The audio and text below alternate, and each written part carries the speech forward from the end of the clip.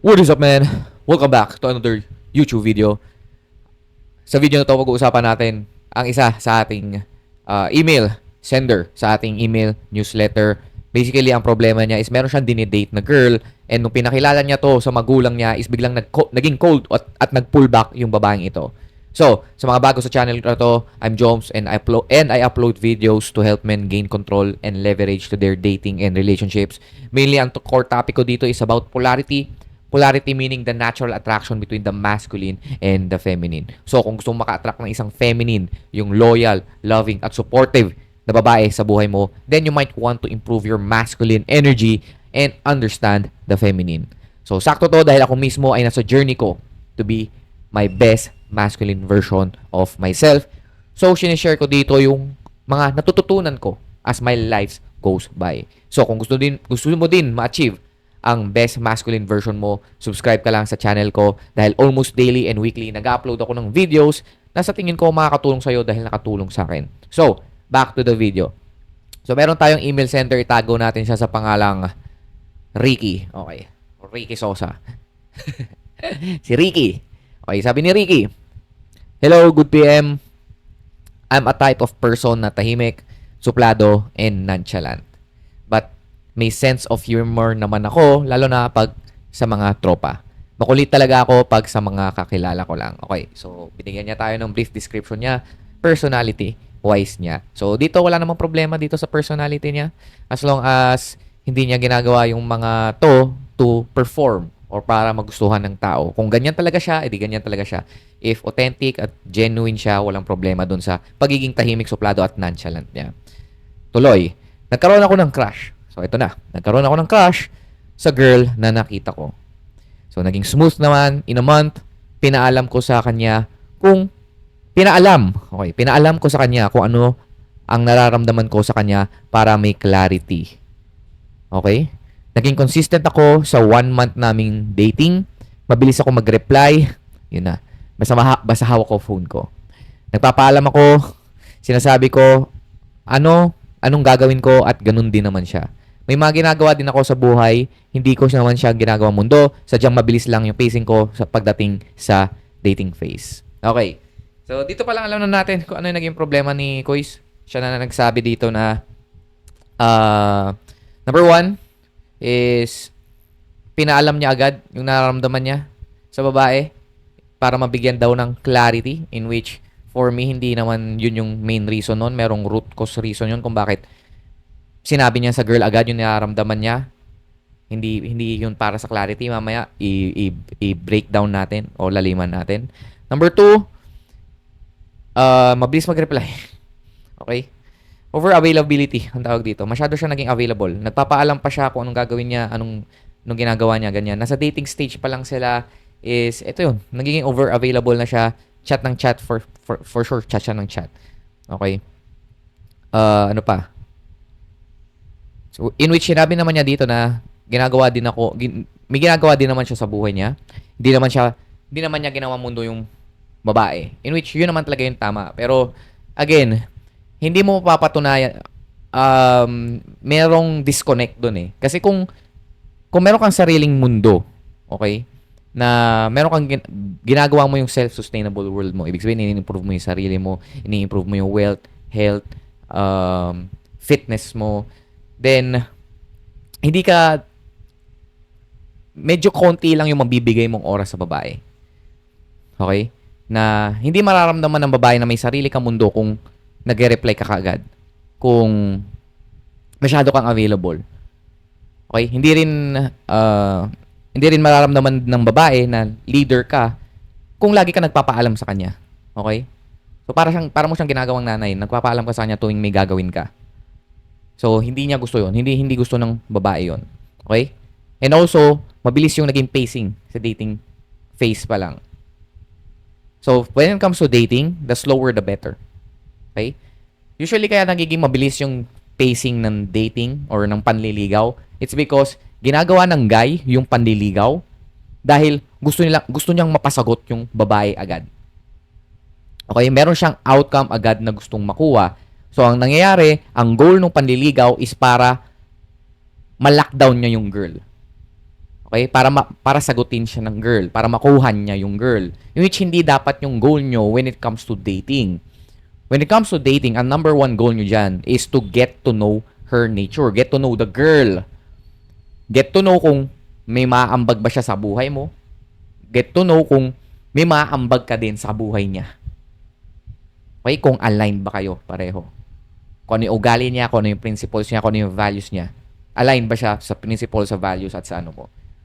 Kaya nyo tinatry na bilisan yung pacing. It's because gusto nyo mapasagot yung girl eh. Kung yun yung goal nyo, walang mangyayari sa inyo. Okay, magsasayang lang kayo ng oras, magsasayang lang kayo ng resources nyo kung yun yung goal nyo when it comes to dating phase. So, tuloy tayo. So, 1 month of dating namin is lagi akong nagli-lead ng dates. Okay, that's great. Ako gumagastos, syempre. Okay din. Mga 7 times kami nagkikita sa isang buwan. 7 times. Kinda a lot for 1 month, ha? Masyadong marami yun. Minsan 2 times a week and minsan isang beses lang in a week. Nagre-reciprocate naman siya. Lahat yung mga binibigay ko. May times na binibigyan ko siya ng ponytail kasi nakikita ko mahilig siya doon. Okay.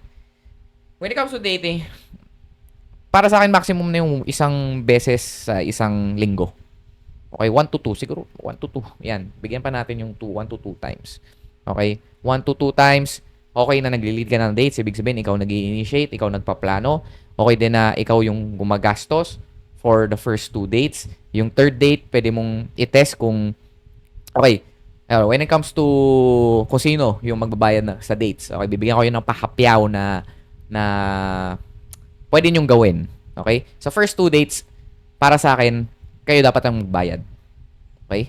Kayo dapat ang magbayad dahil paying for the date is one way for you to set the tone and take the lead. Okay? So, number 2, pwede mo siyang gawin in order for you to test yung graciousness, gratitude, or kung appreciative ba yung babae kapag binabayad mo siya. Hindi siya parang bitch na, as you should. Mga ganon.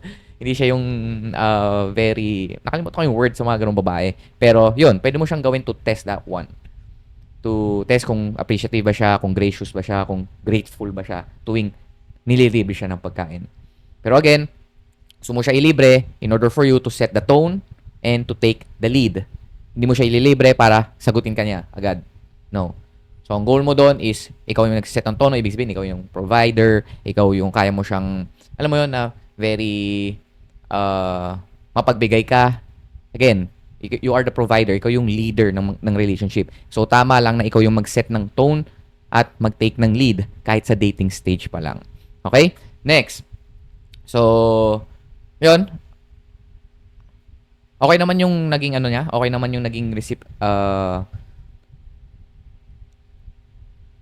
behavior ng babae towards her. Nag-reciprocate, ibig sabihin, merong interest yung girl.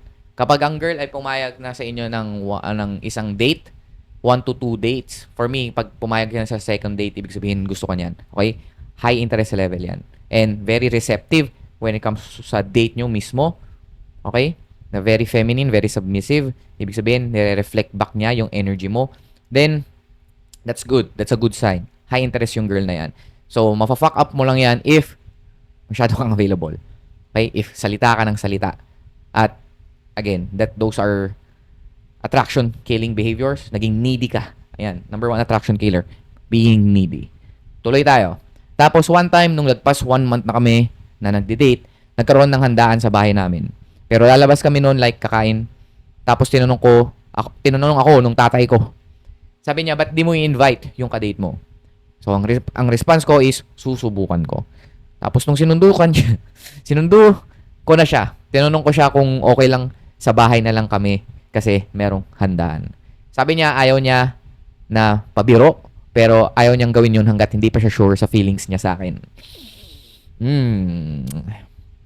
So, pero ending, napakilala ko pa din siya sa parents ko. So, nadala pa rin niya sa bahay. Naging smooth naman, naging sweet pa nga siya as in, sobrang sweet. Hindi ko naramdaman na na-pressure siya. Tapos, nung hinatid ko na siya, is nag-I love you ako. Pero sinabi ko sa kanya na hindi niya need sabihin pabalik yun kasi yun yung nararamdaman ko sa kanya. Okay. So, si tatay mo naman, parang sinet up ka sa isang trap. 1 month pala kayo nagde-date, pinakilala mo na agad sa magulang. So, kapag nagde-date kayo ng girl, again, huwag nyo siya bibigyan ng girlfriend privileges. Papakilala nyo lang sa magulang nyo kapag girlfriend nyo na yung babae. Kapag nasa dating stage pa lang kayo, huwag nyo muna ipapakilala sa magulang nyo. Okay? And also, 1 month pa lang kayo nagde-date. 1 month pa lang kayo nagde-date. Sinabi na ng babae na hindi pa siya sure sa nararamdaman niya sa'yo. Ibig sabihin, hindi niya pa feel na magkaroon kayo ng label. Hindi pa niya feel na i-lockdown ka. Okay? Kapag ganun, never escalate it in a kasi parang nag-jump ka eh. Sobrang taas ng escalation mo. Pag nag-escalate kayo guys, konti-konti lang. Paunti-unti lang. Huwag nyo bibiglain puta. 1 month pa lang kayo, pinakilala nyo na agad sa magulang. Huwag ganun. Huwag sobrang bilis man. Huwag sobrang bilis. So, when it comes sa pacing ng dating, dapat slow as possible. Again, slow as possible kasi again, you are trying to figure out her nature. You are figuring out kung ano ba yung ambag niya sa buhay mo at kung ano yung magiging ambag mo sa buhay niya.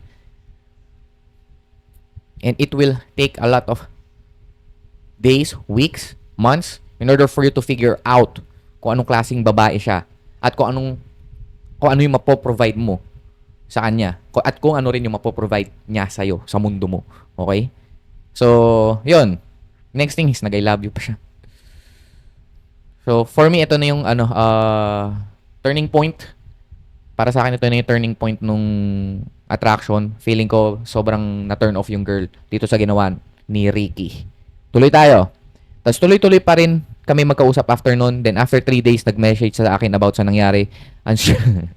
Sabi sa inyo eh. Unsure daw siya sa akin na sa kanya daw talaga yung problema. Na off daw siya nung pinakilala ko daw siya sa parents ko. Sabi sa inyo, na turn off to. Hindi niya daw nakikita na itutuloy pa yung sa amin. By the way, I'm 22 and she's 18. Okay.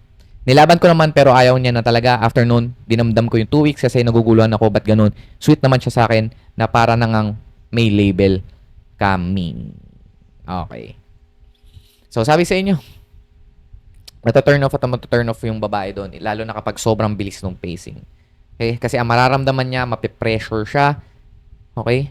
Mararamdaman niya na needy ka. Okay? Na needy. Again, pag needy ang isang lalaki, nata-turn off ang isang babae. Na kailangan mo siya. Kailangan ko ma-lockdown tong girl na to. Kasi sobrang bilis ng pacing. Sobrang bilis ng pacing. Dapat the slower, the better when it comes to dating. The slower, the better. Kasi nga, again, you are trying to figure her out. Figure her out. Okay? Huwag niyong itry na pasagutin siya ng mabilis. The slower you date a woman, the faster you'll get to know her. Kasi again, kapag mas matagal kayo nagde-date, mas nagiging komportable siya sa'yo, mas napapakita niya yung ugali niya. Mas napapakita niya kung anong klaseng babae ba siya. At ikaw din, mas napapakita mo kung anong klaseng lalaki ka. So in that way, pareho kayo nag-getting to know, chine-check nyo kung align ba kayo sa isa't isa. So, next. Tapos may tumulong sa akin na friend ko, na friend din nung nakadate ko.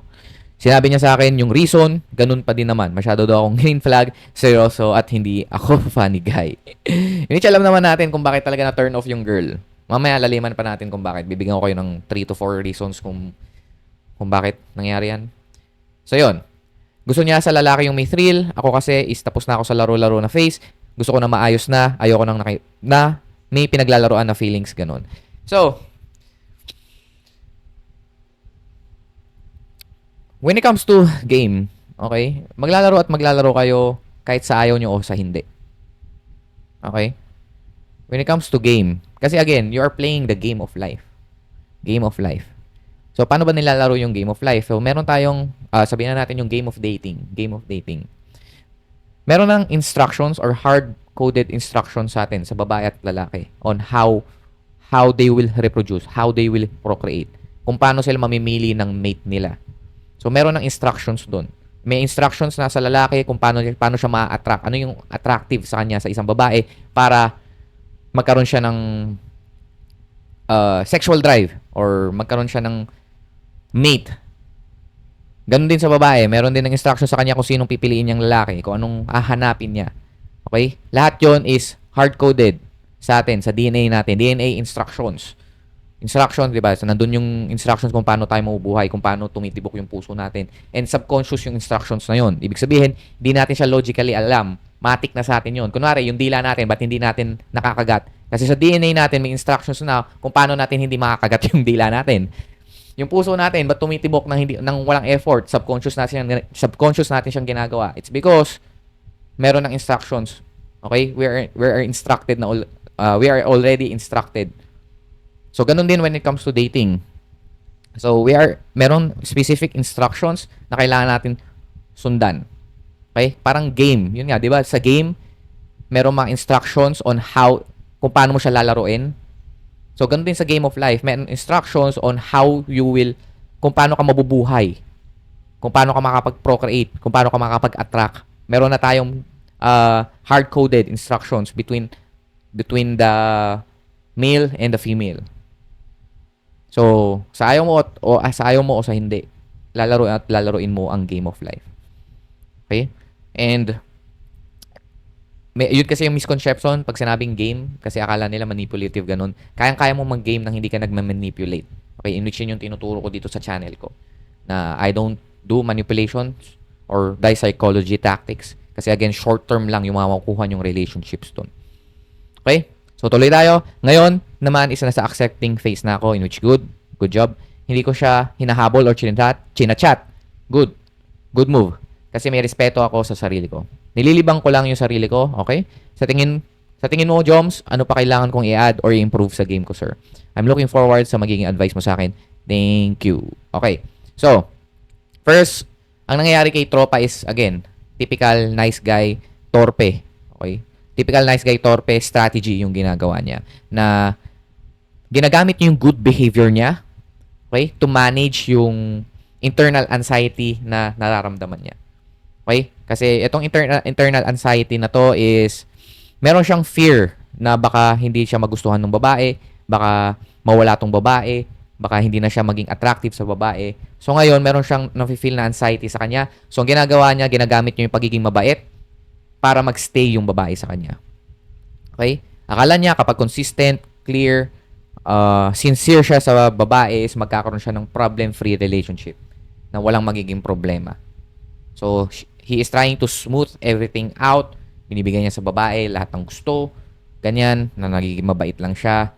So, in reality, ang ginagawa lang talaga niya is he is using that kindness, yung pagiging gentleman niya, yung pagiging nice guy niya, para mag-purchase ng attraction and certainty from the girl. So, tinatry niyang bilhin yung attraction ng babae. So, for me, yun talaga yung nangyayari talaga sa kanya kung bakit na-turn off yung girl. So, laliman pa rin natin. So, bakit ba ganito yung naisip nung guy? Bakit ba ganito yung naisip mo gawin, Ricky? So, ang nangyayari sa'yo mentally is meron kang anxiety management issues. So, para sa akin. Kasi again, kapag ang guy is sobrang bilis, gusto mabilis yung pacing when it comes to dating, it's because nakakaramdam siya ng anxiety na, ay, baka mawala tong girl na to. Baka hindi niya na ako magustuhan. Wala nang magkagusto sa akin. So, ang ginagawa niya is, tinatry niya kunin lagi yung attention at validation ng girl para mawala yung internal anxiety niya. Nakadepende sa babae yung magiging solusyon ng anxiety niya. So, nakadepende sa babae. Yon. So, ang ginagamit mo yung attention, yung validation ng babae, yung tinatawag mong clarity para mawala yung tension na nararamdaman mo inside. Okay? Kasi gusto mo mawala yung feeling of anxiety kasi sino ba naman yung may ayaw? Sino ba may gusto ng feeling ng anxiety? Pero ang pinakatamang gawin is you need to soothe yourself out. Huwag mo gagamitin yung babae in order for you to fix yung internal chaos na nararamdaman mo, yung internal anxiety na nararamdaman mo. You should know how to soothe yourself out. Okay? Next is, dahil doon, gusto niyang ma-lockdown agad yung babae. So, ibig sabihin, tinatry niyang magkaroon sila agad ng label. Kaya sobrang bilis nung pacing. So, kapag ganun yung ginagawa mo is nagkakaroon ka ng needy energy sa babae in which yun yung nakakapag-repel sa kanila. So, kapag tinatry mong i-lockdown agad yung babae, most likely is siya na yung nagiging mundo mo. Hindi mo na nagiging priority yung kingdom mo, yung self-sustainable world mo. Hindi mo na nabibigyan priority. Mas priority mo na ngayon yung babae, mas priority mo na ngayon na magkaroon kayo ng label kaysa sa pagbuo ng sarili mong mundo. Sa pag-improve ng sarili mo. So kapag nangyari yon, alam na naman natin na disaster will happen to you. Okay? Next, lastly, what happened sa kanya mentally is meron siyang scarcity mindset. Again, nasa scarcity state siya. Ibig sabihin, nasa kulang. Kulang. Kapag hindi ko nakuha tong babae na to, baka wala nang magkagusto sa akin. So yun, scarce. Naging scarce yung state niya. So kahit sinabi mo na, tapos na ako sa laro, ganyan. Pero yung ginagawa mo is you are gaming her pa rin naman. Kasi you're trying to escalate the pacing so fast para makuha mo na siya. Akala mo, yun yung, that's the way you play the game. You are trying to, trying to do quest nang hindi pa sapat yung level or experience mo, or you're trying to get into a specific boss battle nang hindi mo pa nakukuha yung, alam mo yun, hindi mo pa alam kung sino talaga yung kalaban mo. Ayan. So, akala niya dahil meron kang feeling na baka hindi ako enough, wala namang kagusto sa akin, you are trying to lock down the specific girl na nagpakita rin sa'yo ng interest. In which, in reality, sobrang dami pa rin naman magkakagusto sa'yo dyan as long as you're improving yourself, confident ka sa sarili mo, meron kang mission and purpose, and you are enjoying your life, you're living in the present moment. And also, you're showcasing yourself out there. So, Joms, ano ba yung mga nagawa niya that killed her attraction talaga? So, ano ba talaga yung mga pumatay ng attraction? Ano yung mga ginawa niya specifically kaya namatay yung attraction ng babae? Number one, tinry niya patayin yung emotional tension between him and her. So, nawala yung tension sa babae. So, again, for a woman to feel attraction, she must feel tension. Okay, ano ba yung tension na yun, Joms? Yun yung anticipation, uncertainty.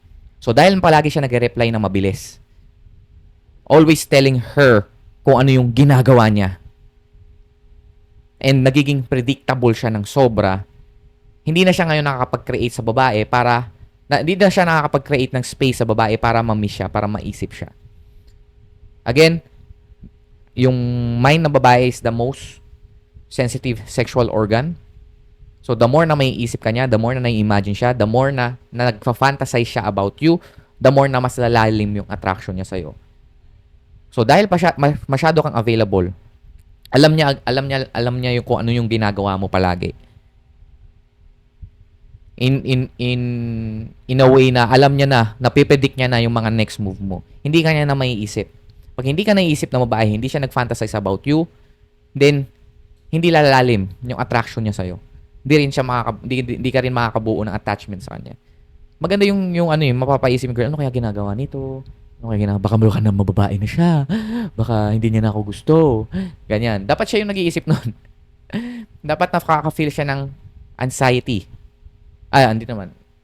Siya yung nakaka-feel ng anticipation pala. Siya yung nakaka-feel ng anticipation.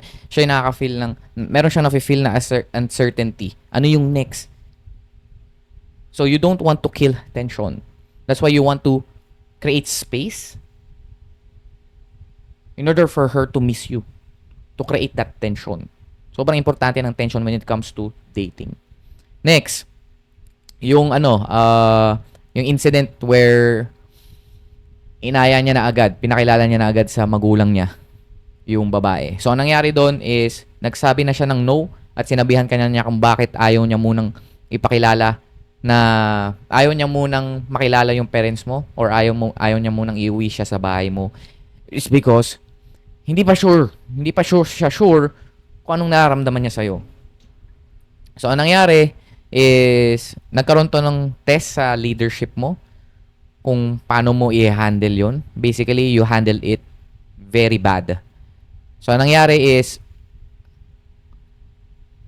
you are forcing her into a level of intimacy na hindi pa siya ready. So, kaya nangyari, na-feel niya na unsafe siya and pressured siya. Kaya, na-turn off siya sa'yo. So, again, when it comes to label, o yung commitment, babae dapat yung alam mong ready na yung girl if siya na yung nagbi-bring up ng ganyang conversations sa'yo. And kapag nag-bring up yung girl ng ganong conversation, tsaka mo na pwedeng ipasok yung label commitment. Kasi again, babae ang may trabaho na i-lockdown ka. Babae dapat ang hihingi ng commitment at hindi ikaw. Kasi ang goal mo is to see kung align ba siya sa mundo mo o hindi. Ika-qualify mo yung girl. Ka-qualify mo yung girl sa buhay mo. So next, another thing, yung premature I love you. Nag-I love you siya agad in 1 month of dating. 1 to 2 months of dating. So, sobrang mali yun kasi feeling mo romantic yung ginawa mo dahil naging honest ka sa nararamdaman mo. For me, hindi naman talaga yun eh. Hindi naman ikaw naging honest talaga sa nararamdaman mo. Nagsabi ka lang ng I love you, it's because gusto mo makita kung ano yung magiging reaction niya. Gusto mo makita kasi meron kang anxiety na nararamdaman sa loob mo. Gusto mo makita yung kung paano kanya bibigyan ng validation sa pag-say mo ng I love you. Meron kang ine-expect na reaction from her. Kahit na sinabi mo na hindi mo naman kailangan to sagutin. Kasi for sure, nawala na naman tayo. Kasi sa akin, 1 month, in love ka na agad sa babae, parang, hindi naman ata pwede yun. Parang, para sa akin, libog at first sight yun. Pag ganyan kabilis. Okay, may in love ka lang sa babae if makita mo na kaya niyang i-amplify or i-multiply yung current state ng buhay mo ngayon. Okay? And also, kailangan mo talaga i-qualify yung girl. So, wag ka mag-I love you agad. Come on, man. 1 month pa lang kayo nagde-date, nag-I love you ka na agad. So, yun. Next is, hindi niya napuposisyon yung sarili niya as her boyfriend. Ang nangyayari, napuposisyon niya yung sarili niya as boy best friend. Okay? Boy best friend, ibig sabihin, constant chatting, masyadong available, masyadong mabait, walang tension. So, hindi kanya nakikita as sexual partner, nakikita kanya as a platonic boy best friend, platonic friend. Yun yung nangyayari kaya bigla siyang na-turn off. So, kung gusto mong gumaling yung game mo, you want to reflect, reassess kung ano yung nangyari sa past relationship mo, and use that one sa next girl. Okay? So, again, kasi nga sa buhay, magkakaroon ka talaga ng rejection. So, in order for you to get what you want is you want to reflect, reassess. Okay? Ano yung sinasabi ko? Reflect kung ano yung mga nagawa mong mali. Reassess your current situation, kung ano yung mga kaya mong improve. Next is do the work. Kung ano yung mga natutunan mo, i-apply mo in real life. And then lastly, get feedback. The world will give you feedback kung tama ba yung ginagawa mo o mali. Kapag hindi na gumagana, pag sa tingin mo hindi gumagana yung ginagawa mo, wag mo nang ulit-ulitin hoping na may magbago sa result. Kasi para ka lang tanga nun. Kasi ibig sabihin, kapag hindi mo nakukuha yung gusto mo, then meron kang maling nagagawa. Okay? Hindi pa tama yung strategy mo. So, if you want to know more about sa tinuturo kong diskarte pagdating sa babae, you can join my email newsletter for free kung saan nagbibigay ako ng daily advice that will help you gain leverage and control sa dating and relationships mo. So, kung palagi ka nababasted, nape-friendzone, nare-reject at natutorpe at gusto mong maging best masculine version mo, check mo lang yung link sa description or sa bio ko. Libre lang yan. And I'll see you on the next one. Let's go!